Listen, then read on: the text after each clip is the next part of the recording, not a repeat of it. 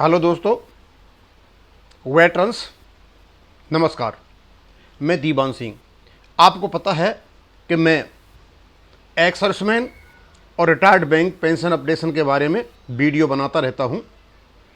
तो आज का जो मेरा वीडियो है वो एक ख़ास किस्म का वीडियो है और मैं चाहूँगा इस वीडियो को ज़्यादा से ज़्यादा लोगों में, एक्स सर्विसमैन में इसको प्रचारित करें, क्योंकि इसमें ख़ास किस्म की जानकारी है।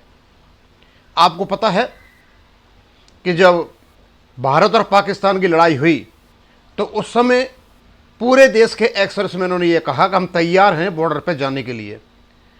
इस संदर्भ में कई कई जगह मीटिंग हुई, पेपरों में भी खबरें आईं और इसी प्रकार की एक मीटिंग ये जो हमारे राज्य सैनिक बोर्ड के सचिव हैं ब्रिगेडियर नारायण साहब, इन्होंने ली और उनके साथ एक और कर्नल साहब आए थे। वो जिला जो केंद्रीय सैनिक बोर्ड में उसमें रहे हुए थे, उन्हें काफ़ी बढ़िया जानकारी दी और उस जानकारी में उन्होंने एक बात ये बताई कि उनको एक आदेश मिला है कि कम से कम 1000 पूर्व सैनिक ये सिविल डिफेंस के लिए उनकी भर्ती होनी है, जैसे टेरिटोरियल आर्मी में होते इस प्रकार की। अब इसके क्या मापदंड है वो तो बाद में पता चलेगा, लेकिन उन्होंने ऐसा कहा। और ये जो मीटिंग हुई ये दिल्ली वेटरन्स के जो सुरेंद्र पहलवान जी हैं उन्होंने इसका अरेंज किया था अपने ही यहाँ पर, क्योंकि उनके यहाँ अरेंजमेंट करने का व्यवस्था है और वहाँ की थी। और वहाँ काफ़ी बड़ी मात्रा में एक्स सर्विसमैन आए थे, उन्होंने अपनी प्रॉब्लम रखी।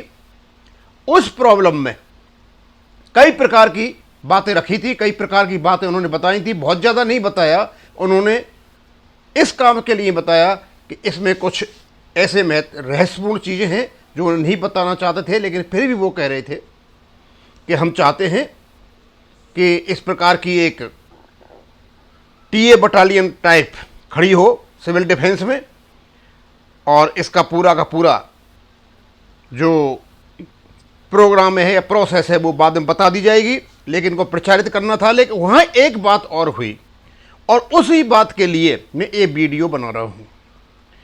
हरियाणा से कुछ लोग आए हुए थे, उन्होंने कहा कि सर एक्स सर्विसमैन की जब स्वर्गवास हो जाता है तो क्रीमेशन के लिए मिनिस्ट्री ऑफ डिफेंस से कुछ पैसा मिलता है, और हमारे गांव में एक एक्स सर्विसमैन की मृत्यु हुई। जब उन्होंने स्टेशन हेडक्वार्टर में संपर्क किया तो उनसे यह कहा गया कि आप बॉडी को लेकर के दिल्ली आइए, जो पॉसिबल नहीं था, और इसकी शिकायत उन्होंने की।